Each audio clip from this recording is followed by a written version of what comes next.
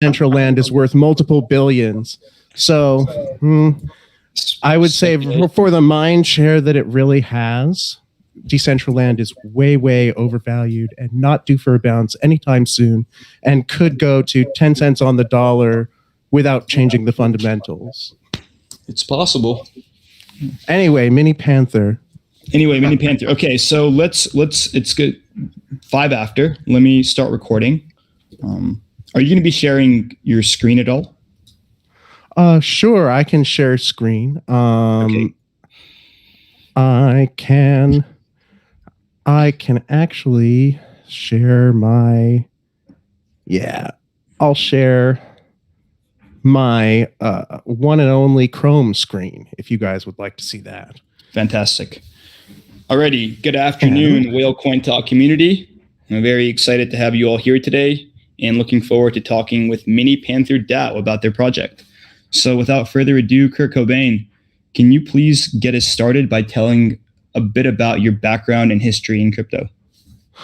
Oh, so, my background and history in crypto is, I have been in crypto for about 8 years now. I've been in since 2014, just buying Bitcoin. And I was actually, I did sort of proto DeFi before it was called DeFi, really. Like I did a bunch of sort of staking shit coins, masternode shit coins, and other sort of altcoins during, a couple of the big runs like in 2016, 17. And then so when DeFi came out, I thought that was, really right up my alley, except I thought that sort of yield farming had a preferential advantage to sort of shitcoin masternode farming because in yield farms, you didn't really have to risk all your assets. As long as the code was safe, you only really had to risk like 4% in the Goose type deposit fee yield farm. And so we actually started out. So we're actually now an organization called Sugandese Tokens. We're on our 6th project. We started out releasing 4 yield farms in mid 2021, and those had some innovative features like an ownership feature and some cool dApps, NFT staking. We made some really nice yield farms, 4 of them. And then we also made Minotaur Money, which I can show you on this other screen. This is Minotaur Money. It's a DAO, sort of similar to MiniPanther, except it just has the long-term code. So MiniPanther is a short-term DAO, really. It's 14 days until 80% of the treasury is used for buybacks.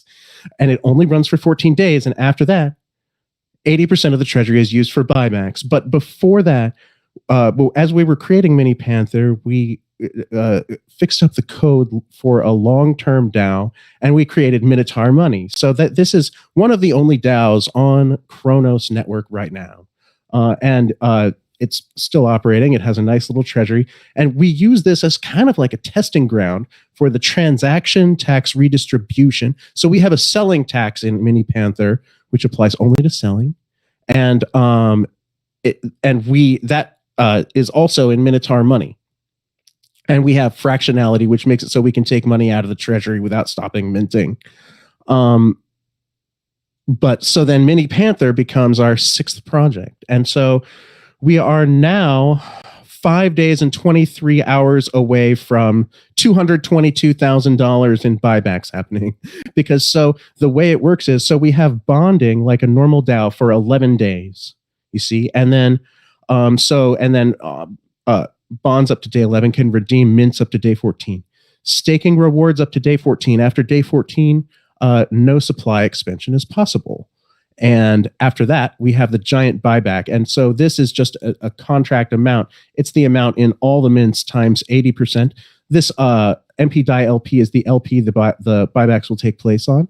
So this DAO is basically hardwired to do 80% buybacks of everything that's in the treasury after 14 days.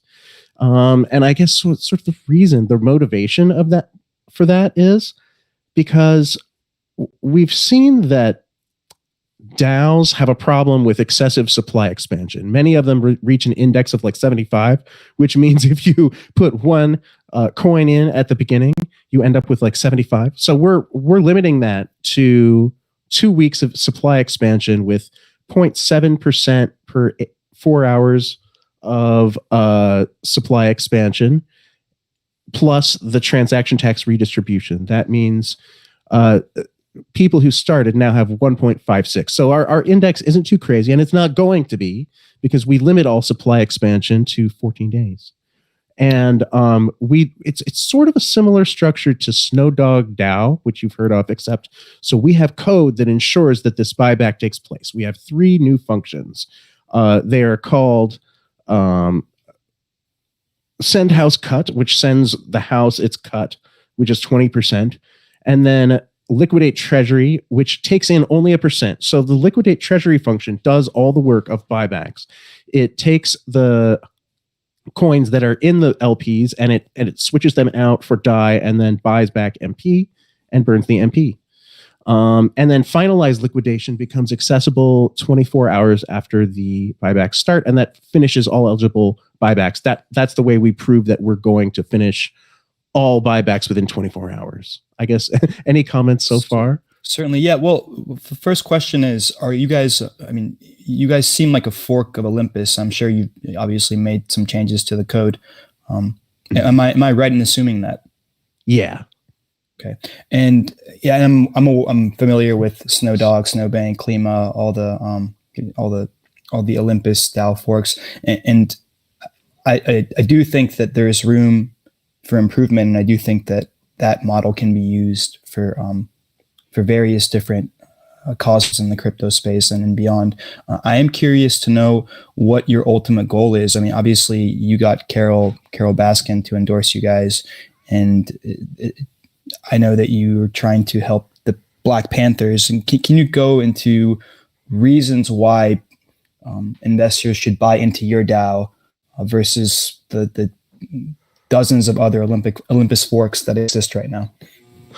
Oh, well, you went into the cat charity thing. Well, yeah. So we have this buyback amount, and of course, this is 80%. The house gets 20%. So we're going to give some back to Black cat related charities, and like we really feel strongly about that particular issue. Like I don't think that, like, Black cats deserve to have a bad time in shelters, etc.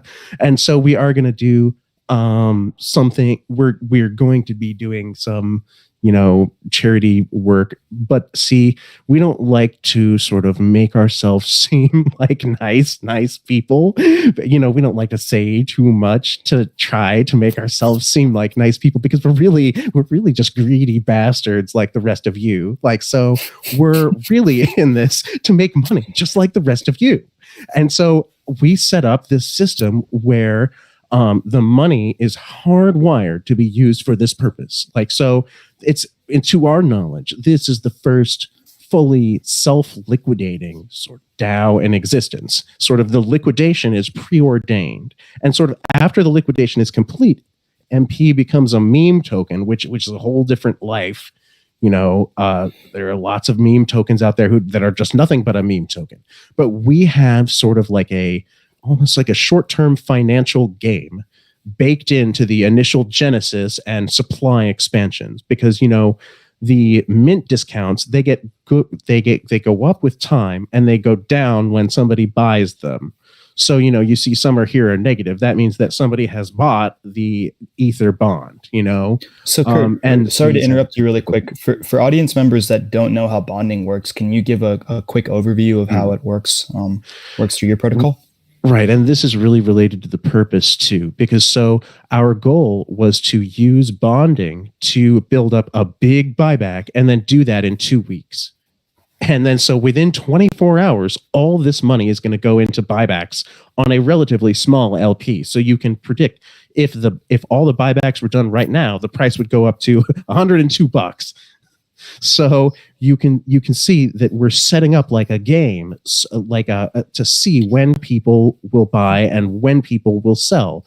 We're setting up a 24-hour period to say as much buyback as we can is going to be done within 24 hours right then. And the way that we get the buyback money is through this bonding that you're talking about. So bonding with mint discounts is, so we are basically enabling people to mint, which is bonding and minting are the same thing. You can mint MP tokens for the discounts shown here. Like, for example, if you want to mint using DAI, the mint price will give you tokens. You can mint them right now for 809 versus an MP price of 879 on the market. But you would get them linearly released for 3 days. And with most Olympus DAO forks, that is a variable that is set to 5 days.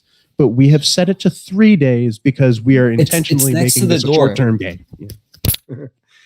And so we're allowing ourselves to let people play the game more quickly and get more flips in while the DAO is going on. But we are limiting that to 11 days. You can only bond for 11 days. And after that time, there is no more supply expansion due to minting, but you can still stake for 3 more days. After 14 days, you can't, there is no more staking either. Well, there's no more staking supply expansion. There is still the selling tax, which comes back to stakers, and that will provide like a permanent APY. But so this mint screen just says, so if you form MP DAI LP, you can get an 18% discount on coins right now. But so the reason that's the highest discount is because, well, some people think it's a pain in the butt to form LP, but also it's preferential to have this at the highest ROI because in order to make this, you need to get MP somehow, presumably purchasing it on the market. So the mechanism of that really helps Olympus forks sometimes moon when they do, it makes them moon harder, is that the LP is a protocol-owned LP. So when you mint tokens using this LP tokens, the LP actually goes into the treasury, it's not unstakeable. It just goes to the treasury and then you mint tokens. So it ends up in a situation of what's called protocol-owned liquidity. And that's one strength of Olympus DAO forks. And even many that don't use the Olympus model are now doing protocol-owned liquidity. Certainly. And okay, so that being said, with Olympus DAO, they've over time lowered the APY, and their goal is to be a decentralized reserve currency for Web 3.0. And it's quite a goal, but goal nonetheless. With Klima, I think they're using the treasury to buy carbon offsets. I know that Snowbank failed, and I'm not too familiar with all the other kind of what the long-term goal for all the other Olympus forks are. I agree. We all love to make money. And oftentimes, I mean, I've made a good amount of money on some of these forks. You have to get out quickly. So my question to you is, what is the long-term plan for this? I know you're saying that once staking ends and you guys are going to have a little bit of APY that's provided from, I think you said the bonding. But what is tax? Yeah. Yeah, correct. Sorry. What is the long-term goal for your project? So after the 15 days, after all the buybacks are done, MP then becomes a meme token. That means so we will have this nucleus of protocol-owned liquidity. And so the treasury will be mostly empty except for that LP. So that will be a permanent fixture. We will also have, other elements of the community meme token status that are provided by the team. Like, so we are planning on releasing NFT profile picture series in a couple of days with Undead 2. So there's a site called Undead 2, which is run by the Night Ecosystem team. So we're going to have NFTs available like as sort of like a community avatar through that. We're also going to have coins. Well, the Dark Knight staking pools don't just last 14 days. They last at least 30 days and they are renewable. So as the protocol will still have tokens in its treasury that are MP tokens that we will just have. So we will be able to trade those just like we did for more pools. So we will hopefully have outside partnered staking. And, as a meme token, we'll be eligible for really cool things like centralized exchange listings. There are some meme tokens that have really gotten a lot bigger than we are on their own right, just from, stuff like exchange listings. We're also starting a thing called Panther USD, which we think is going to be a stable coin supported by arbitrage.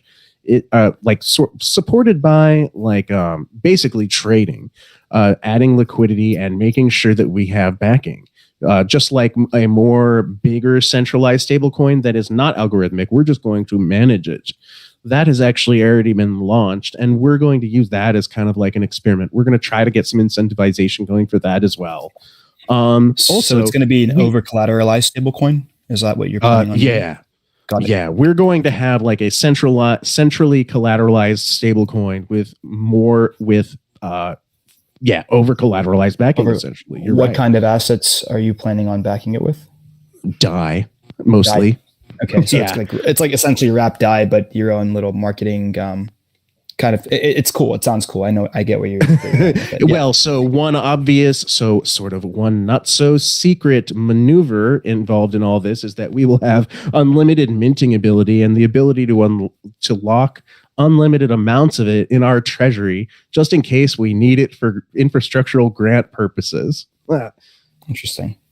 So, in case some people might not have heard, the criterion for the Phantom Infrastructural Grant Program is TVL, nothing but TVL. So, if we have ways of granting ourselves some TVL somehow, very quickly, easily, and simply, we might just want to try that. The worst thing that can possibly happen to us is they don't count it.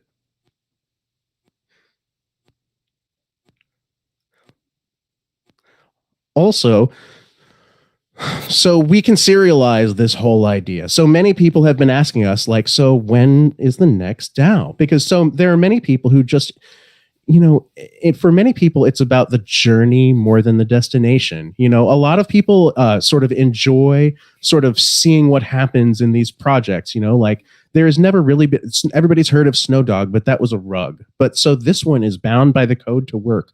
Plus we have outside staking with Dark Knight again. So, and we have serious plans with the meme token. Like we're already releasing NFTs for it. So it's like, whoa, it will actually be a meme token. How will this affect how people behave? So there are many people, people who were in the pre-sale, have done very well. And many people are asking us to do another sort of similar DAO like these. And sort of this whole idea, I want to say, is serializable. So there may be a chance that we could launch another one, another DAO like this, just like how people do layered farming in DeFi 1.0. That is a possible sort of envisioned future purpose. And we think that others may also copy this. As far as running it, we've already done most of the hard work, and now releasing it, again, would be a lot easier than releasing it the first time. So, we may look into, whether people had a positive experience. We still have to have the buybacks play out. So, we're being very cautious in what we promise, but sort of there may be a chance for MP to be swapped for another pre-sale token for a similar thing.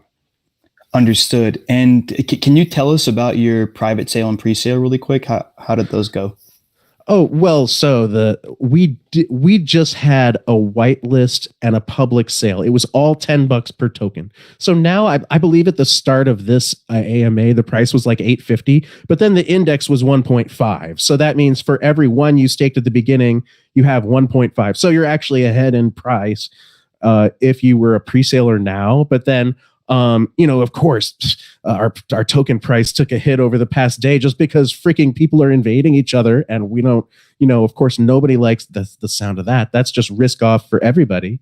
So actually right now is your chance to get in below pre-sale price. So, okay, yeah, some people have gotten some staked coins, but you can actually get in now below pre-sale price with, 224,000 in buybacks. Even after the prices went down, we have this much for buyback in 5 days. So I mean, if you do the math, hey, you may be able to make some money if we did all the buybacks at once, we would 13x the price. So, you can do the math out of, the cool thing about our buybacks is, they are operator triggered. That's the one thing that I will say, that, we are having a human kind of operate as the game master of that part, because we want to do a couple of different things. And we're saying there will be more than one buyback. We're not just going to do it all, because we want to foil bots. We don't want bots to just get up everybody's money. So, they could happen in any pattern, a big one and a small one and then a big one. You don't know what's coming. So that's a part of the fun of the game. For 24 hours, we will be dropping money at the rate of almost $10,000 an hour. So you can count on the fact that it will be a fun time in about 5 days. So what you're saying is buy now. Well, I'm not saying that we're giving financial advice here, but Carol Baskin is. No, she said she's also not giving financial advice. But so, and tell me about that relationship. How did you guys rope in Carol Baskin? So, because everyone recognizes that name and that face. So it's pretty cool. It's funny because I didn't really watch the Tiger King. I admit it. I'm not a TV guy. I just don't watch that many videos. But my partner and our lead engineer actually had this idea to get Carol Baskin. And so we didn't actually have to go through an agent. So if you want your own Carol Baskin marketing, she is actually on a thing called cameo.com. So there are, and that's, and so she actually has, separate pricing for marketing. And she actually is very nice to work with. She was actually willing to read a script.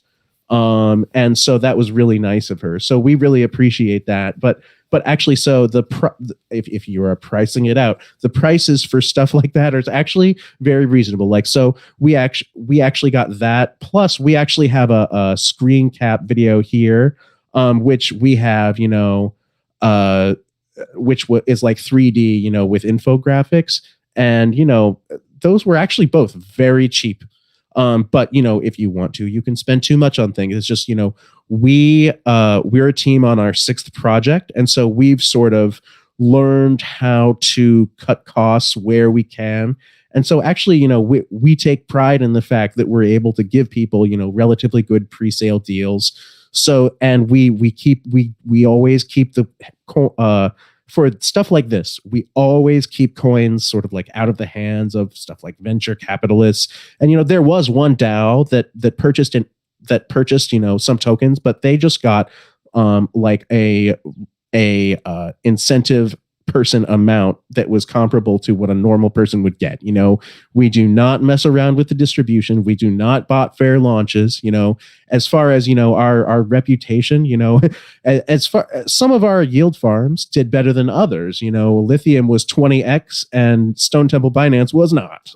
But we always lay out a level playing field. So look, guys, if we say that we have these special functions that make $222,000 in buyback inevitable because of a function that we have, then you can believe us. So if you click through to our docs and just click liquidation test, you can actually check out, we actually have a test run here where, we've actually, documented the whole process of send house cut to all the buybacks, and so if you can even follow along yourself, if you want to, you just click the transaction and for the first one right at the top here, these first 5 are send house cut, which is 20% of what was in there. And then we just swap each treasury token for Wrapped Phantom, which we created Wrapped Phantom LPs for this test. So we swap that to Wrapped Phantom, and then sending it to 0 isn't actually burning the funds. That's just unwrapping the Phantom. So, but we actually send Wrapped Phantom all that we got then for DAI, and then we swap that for Mini Panther, which we actually just started out with a tiny Mini Panther Real DAI LP for the test. Just because we didn't want to, use too much money, but so we only got 0.37 out of 5. But then so you can see we changed the price of Mini Panther from, I guess, $20 to $120 just with that first buy. And then, you can also follow the others. These are the second and third liquidations. So we can see the price. And so if you want to see whether the buybacks are working, what you can do is check the Mini Panther price at the end of this liquidation. So this is a sample liquidation with a tiny Mini Panther LP. Mm-hmm. So based on that, the price movement is going to be very high. So here we have a price of like, I don't know, $3,000 per MP or something. You see, we're only getting a tiny amount of MP out when we send in DAI now. So you can see that you can follow along if you want to, and you can see the buyback working. At the end, the treasury is completely empty, except for the LP and... Yeah, so the LP you guys have and the to everything that's happening on chain. Oh, well, yeah. So we knew that we were going to get this question 1,000 times about what makes this different from Snowdog DAO, right? Because Snowdog DAO, of course, not everybody knows. So I guess maybe I could sort of reiterate the fact that there was another sort of DAO that said we're going to last 5 days for bonding and 8 days for staking, and then do 100% buyback. That was what they said. So that there was another DAO that had a similar structure to us, except their time limit was 8 days, and their buyback was going to be 100%. That's what they said. But Snowdog DAO, unfortunately, didn't do what they said. When the buyback was supposed to occur, they instead did the buyback on like a custom LP that required a passcode to trade. They messed up. And so those who know recall this, and they ended up with the team, some suspicious whale wallets suspected to be team wallets ending up with $15 million. There you go. And so we're used to getting the question, what makes us different from Snowdog DAO? Because Snowdog DAO was a giant scam. It was very successful, and it was like an 8-figure scam. And it all comes down to our custom code, which so we have the admin buyback function completely disabled. The admin withdrawal function is completely disabled. In most Olympus DAO forks, the admin wallet just completely controls the treasury, just has all the keys to the treasury. Right. And so that's really what happened to Wonderland money. Like Wonderland, yep. Yeah. So if you want the sort of long and short of what happened to Wonderland money, which was basically the second biggest DAO, basically they had a guy in charge of it called Sifu, whose real name was Shanani, I believe, which he used to commit previous crimes.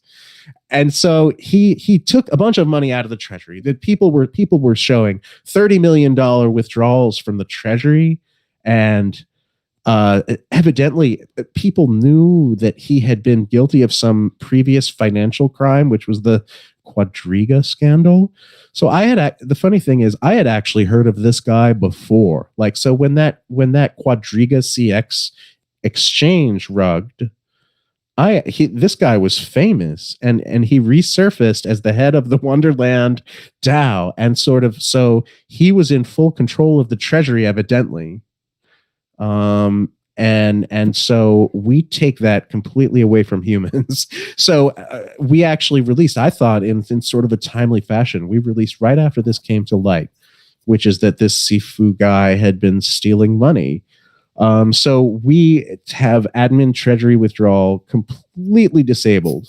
I cannot touch the treasury. The only way I can indirectly touch it is by calling those, I can either send to house cut, liquidate treasury, or finalize liquidation. The liquidate treasury function takes in only 1%. So, I could liquidate 5% and then 10%, or 10% and then 5%. But you take that percent of what's left each time. And then a full liquidation would be just sending 100% to liquidate treasury. So of the 6 projects you worked on before this, how many of them were Olympus DAO forks? Only this and Minotaur money.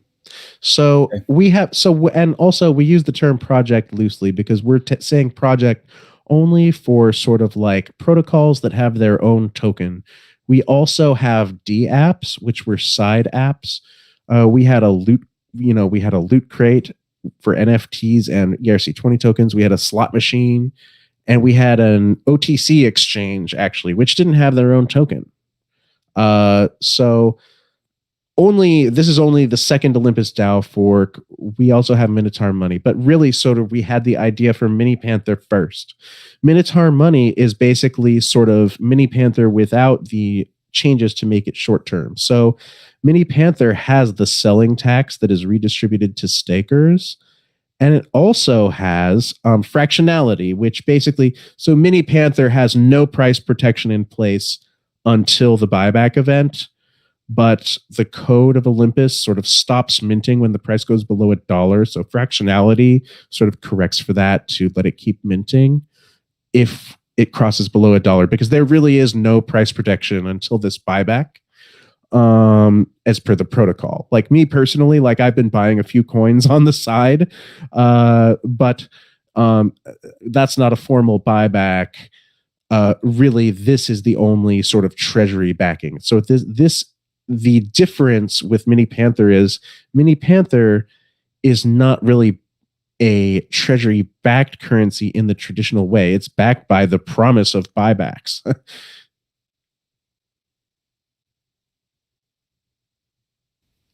thought I was unmuted. So one thing I want to ask, and I hope you guys find a lot of success, but we saw this with Snowbank. The project decided they were going to close doors, and they used a portion of the treasury to compensate the investors that were still holding the token. If something happens down the line and you guys decide to part ways with this protocol, will you allocate a portion of the treasury to buying back tokens from people that are still holding? Oh, well, this is the deal. So the deal is basically set out in advance. When these buybacks, these 80-20 it's an 80-20 deal. The house gets 20% and the buybacks are 80%. And that's the whole treasury. After that, we will have the house will be holding only MiniPanther tokens. So all the house would have the ability to do is dump. And sort of we would like to use those MiniPanther tokens in the house control to trade for pools. So, what we do with Dark Knight is we send them tokens. They open a pool that emits Dark Knight for staked wrapped MiniPanther, and they also open a pool that emits the MiniPanther for staking Dark Knight tokens. So we would prefer to do things like that. But yeah, so the treasury itself will have no buyback power after this is all done. Got it. So Got it. And we basically just lay out the whole deal in advance. it's going to consist exclusively of the MiniPanther token, no other assets. After that, the treasury assets will include only the MiniPanther token and sort of like whatever DAO members are willing to put in. As far as that would be all that would be in the treasury account would be MiniPanther tokens. So it would be like that, and that is part of the concept behind the meme token status, is that it would become like a community project if people want to initiate a lot more. Now the team, we have said that we will provide some support. Like, so for example, we have already created an NFT series. There are some people who take months to create an NFT series. We have already created an NFT series for MiniPanther holders to support the community. And we're going to contribute as probably 60% of the mint money that comes to MiniPanther back to the infrastructure fund. So we'll be able to fund some infrastructure initiatives. And like I said, so we may also grant a swap. So at the end of all this, we have to ask people, did you enjoy MiniPanther? So far, we feel that people did. We feel that many people think that they're having fun and have we've had many people say that they're definitely in for the next one, but so we have to decide if we're going to serialize the idea. If we do, then of course the idea of a Mini Panther to next pre-sale token swap would probably happen. Got it. Okay, so I want to talk a bit more about why you guys decided to launch on Phantom exclusively, and if you plan on going cross-chain in the future. Well, that's an interesting question, because so the main thing that attracts me to Phantom is the infrastructure program. Like, so when we actually decided to go to Phantom was at the time of the Stone Temple Binance presale. So our fourth yield farm, which was back in October, we decided that we were going to Phantom back then. And sort of at the time, Phantom was like a place with relatively few projects, but the projects that were there were successful. Sort of, I guess at this point, not every project on Phantom is successful, but at the time we decided to go there, that like there hadn't even been any rug.ky seed projects on Phantom yet, not one.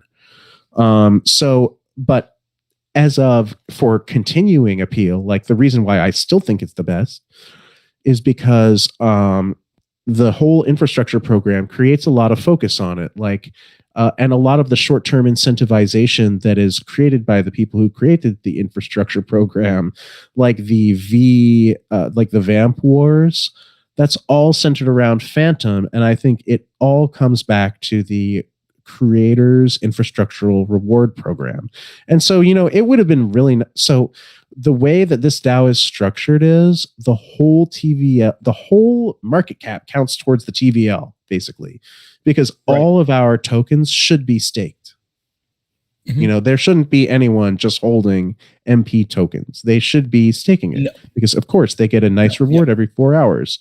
So our whole market cap should count towards the TVL. And once again, the sole criterion for the Phantom Infrastructural Grant Program is TVL. So if we can moon as a meme token to the point where our market cap is approximately $15 to $20 million or something, we can actually get a Phantom Infrastructural Grant just for having a decent market cap, because there's no dispute that counts towards TVL. They're our own tokens and they have a liquidity. So if we can get to the point of having sufficient TVL and get that grant, the honeypot is right now, if Phantom is 150, the reward is $750,000 a year. So, I mean, that would be like $65,000 a month or something. We can definitely use that. We would definitely use that to support, everything else happening with our protocol. We could hire multiple extra developers for that price and come out with some nice new apps for Mini Panther. Right on. And are you guys audited, by the way? I'm assuming yes. Yeah, we haven't.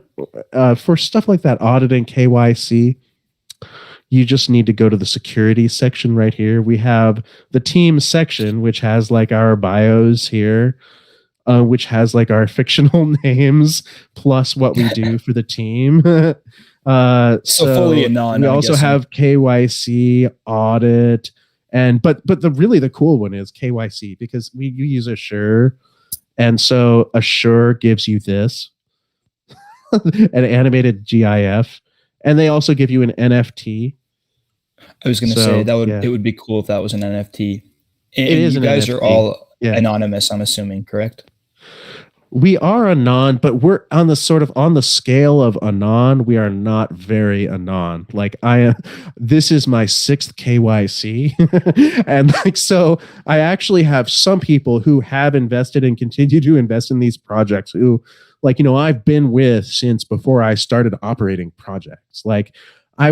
There are some people who I have been in the projects who I've known almost my whole life.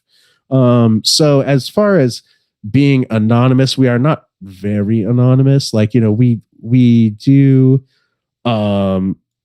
we are pretty, I would say we are pretty well trafficked in the community. We have pretty good citizenship. Like, nobody has ever accused us of playing around with liquidity, botting a launch, doing something with people's tokens.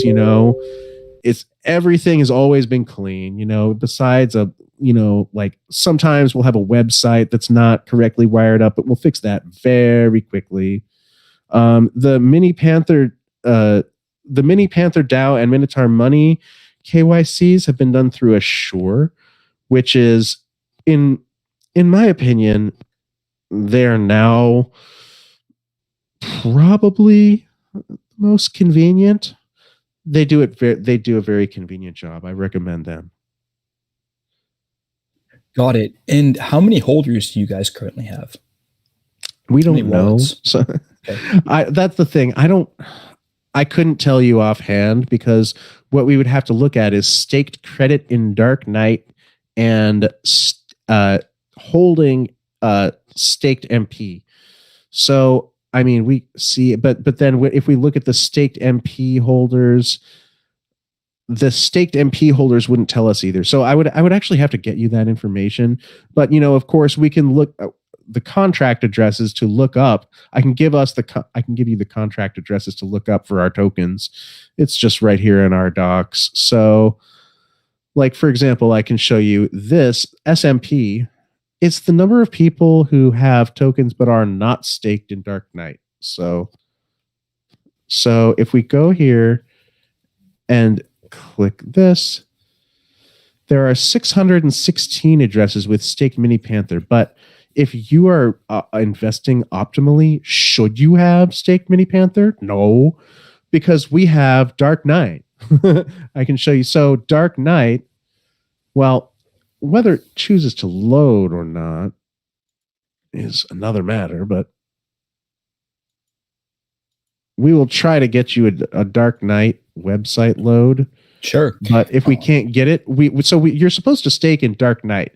So there's really no way to tell how many people are staked in Dark Knight without doing some funny math.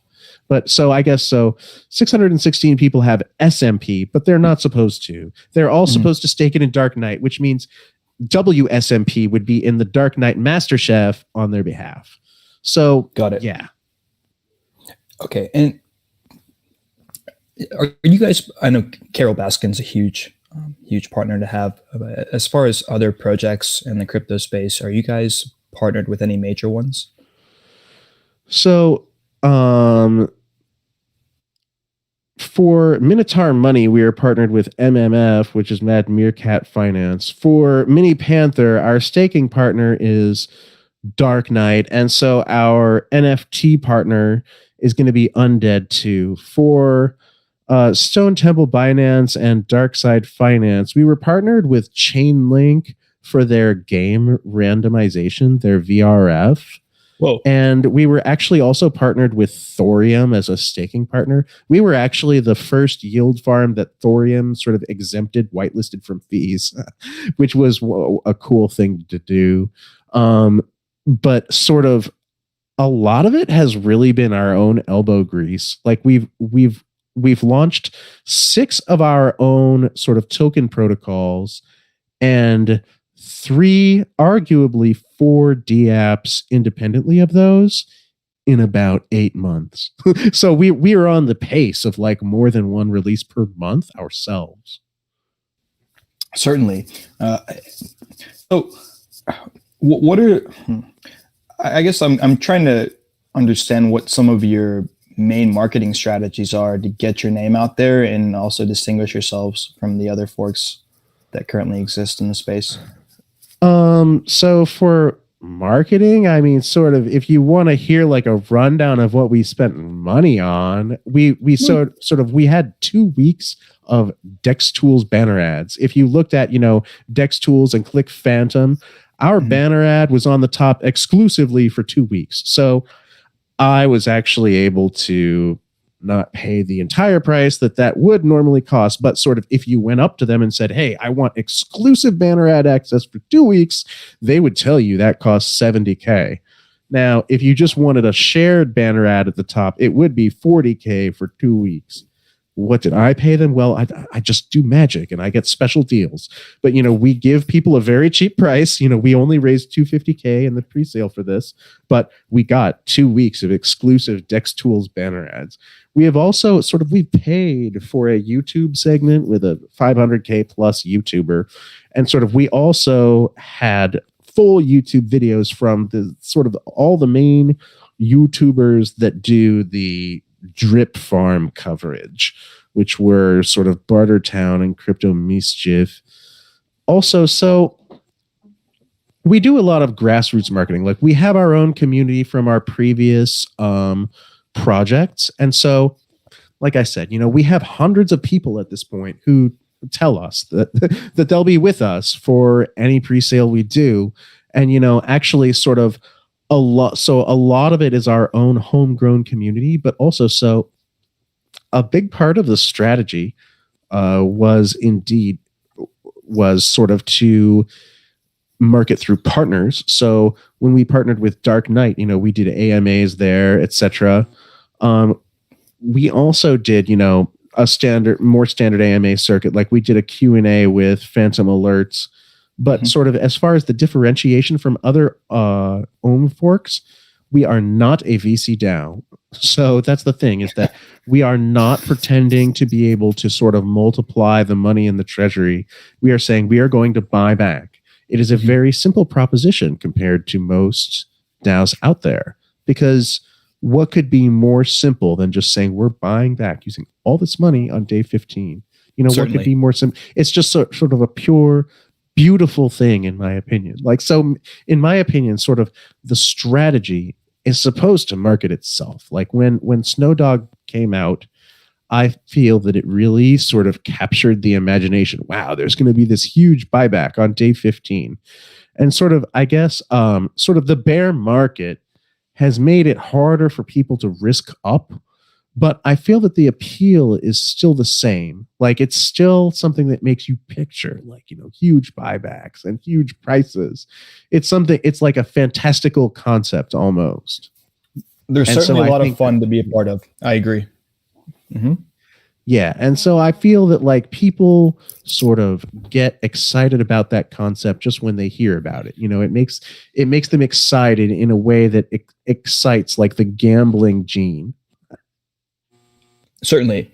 And thank you for that response, by the way. I think you're quite impressive in regard to the way you market and the way you discuss the protocol. I've been involved with various I was an early Olympus guy, and I've been involved in various Olympus forks, especially when things were a bit more risk on. And you do a very good job of explaining not just the bonding, but your entire plan for your specific fork. And I think you're right. If you do it correctly, you can make money from this. And I think that the cause behind it is also very cool. Really quick, how many people do you have working on this? How many developers?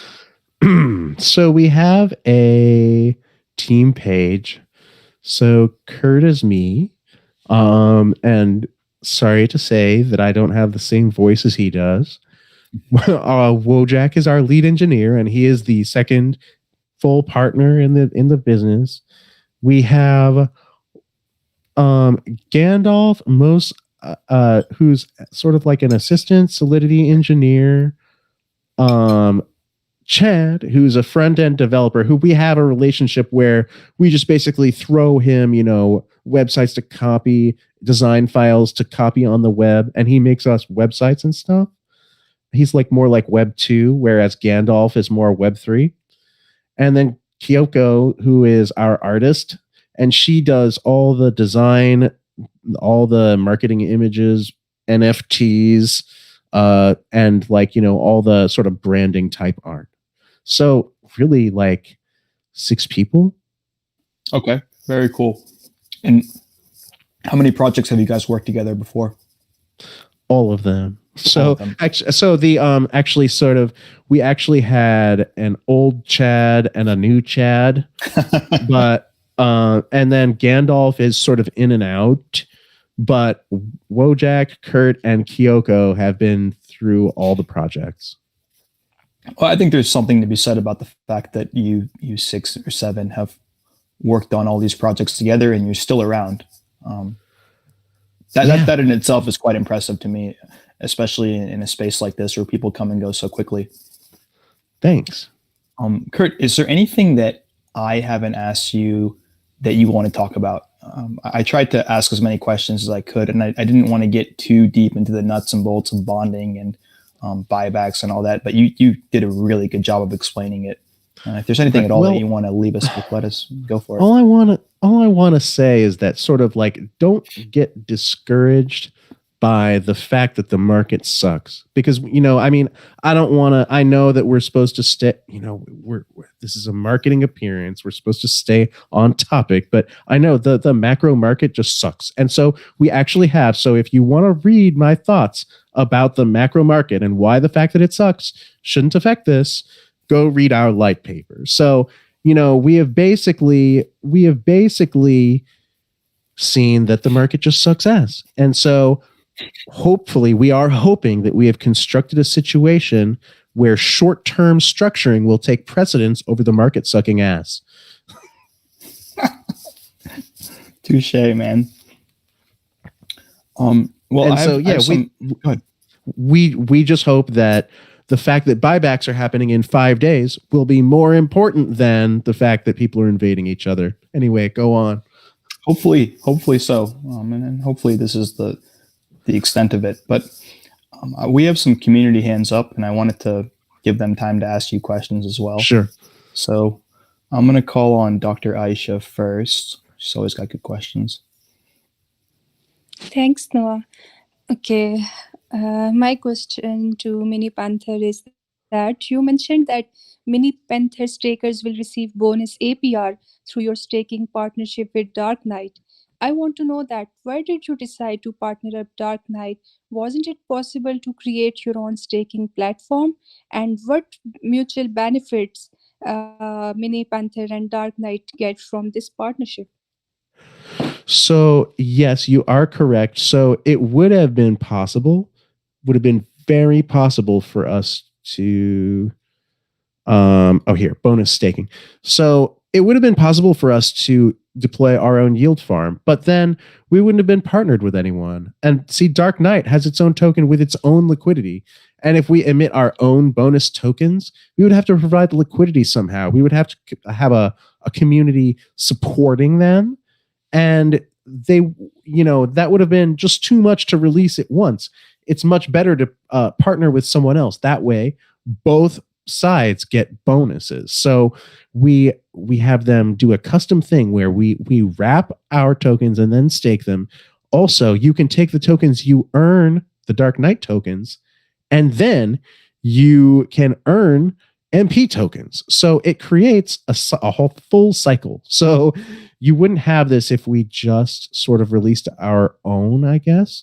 So sort of because you have another outside token with a full liquidity system. So Dark Knight has its own liquidity, and I guess that's the main thing that makes that work better. Because Dark Knight has millions in liquidity, and so we wouldn't have been able to get that many tokens without impacting the price if we deployed our own. Okay, got it. And your project concept is new to me and many investors, unlike Noah, who is a very experienced investor. So I want to know, how are you planning on educating newbies so that they can understand Mini Panther concept clearly and get on board with Mini Panther? Well, we have an instructions page here in our docs, and so we have written instructions on how to do everything. And so we have a video here that shows you how to do that. And so we can also show you the game theory of Mini Panther.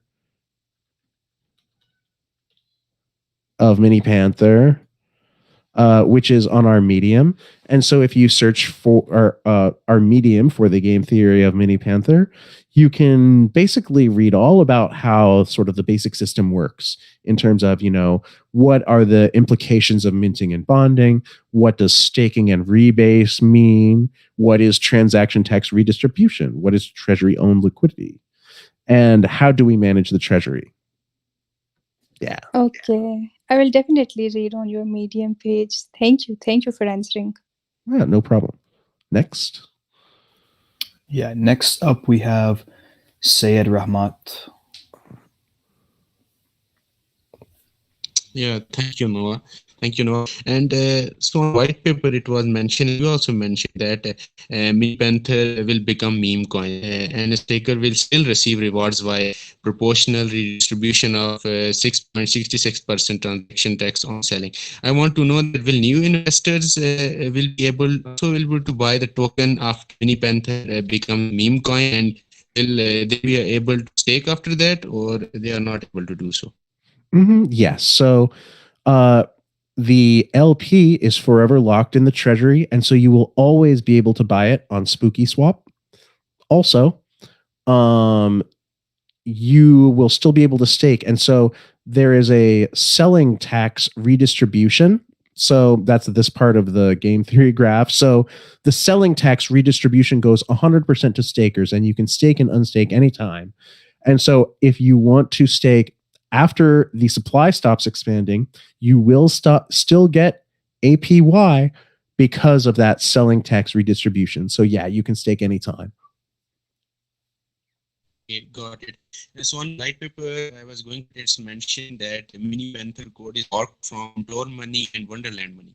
I was trying to understand that why did you build your own code from scratch? Are they your previous projects, or you are partnered with these projects?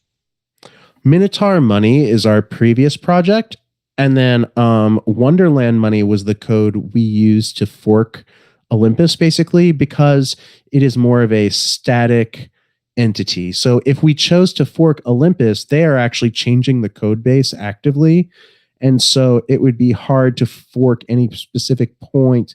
Wonderland's code was like actually just like us, just thrown out there, and that was it. They didn't really update it after that. That's why we chose it. Okay, got it. Thank you so much, guys. Best of luck. No problem. Next question is Early Call Channel.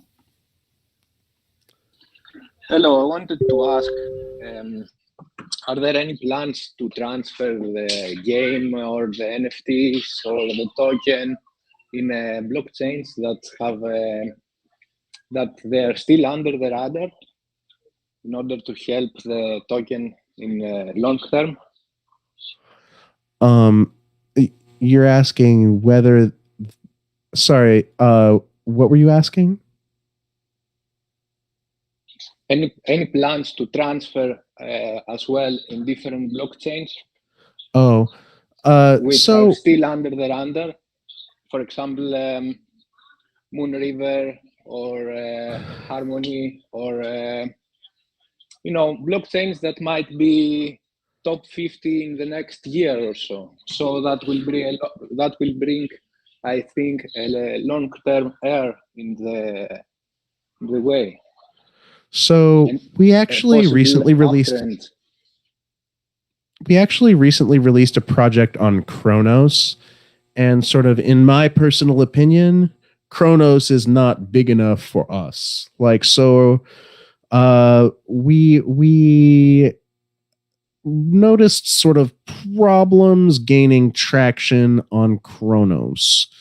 And so based on that, I would kind of be hesitant to release something on Moon River, actually, just because sort of there is not really sort of a large guaranteed community that every project just has lining up for it. Sort of, I guess it sort of might sound better than it is when the rubber hits the road. So I think we're going to be focusing probably for the next place to go is probably either Phantom again or AVAX, because AVAX has a lot of TVL. I think that's about as small as we would go for the next project. I'm a big fan of AVAX, so I support it. Yes. I'm looking on AVAX as well. Thanks a lot. Thanks. Oh yeah, no problem. Well, Kurt, I don't see any more hands up, and Well, yeah, it's we're quite at- interesting talking to you. I might DM you sometime and ask some more questions because, I think you can always have a lot of fun with Olympus DAO forks and add your own spin to them. But I also find it quite interesting that you guys have worked on 6 other projects together, and I'm going to assume you're going to continue to build in the space. So really nice talking to you. I wish you all the best, and if you want to give us a closing statement, go for it. Well, yeah, thanks, Noah, and definitely, feel free to ask us, any more questions in our own group, which is linked on our website. I don't want to spell out a bunch of words, but if you just go to minipanther.money, you can find all our socials on the bottom left: Discord, Telegram, Twitter, and you can keep up for information on there. And listen, everybody, this is a call to action. The buyback period starts in less than 6 days now, and we have enough in the treasury to almost 13x the price or whatever that is. And we think that this is going to be a fun game. It's like, who will buy before the buyback just to take advantage of the buyback? Previously, to snapshots in the past have generated people piling in. Well, who's going to buy? How much are they going to buy? When will they sell? We think this is all interesting stuff to figure out, and so we hope you'll join us to figure it out. Right on. Well, everyone, go check them out. Again, thank you so much for being with us today, and anytime you want to come and do another AMA, we're more than happy to have you. And thank you so much. Take care, Kurt. Take care.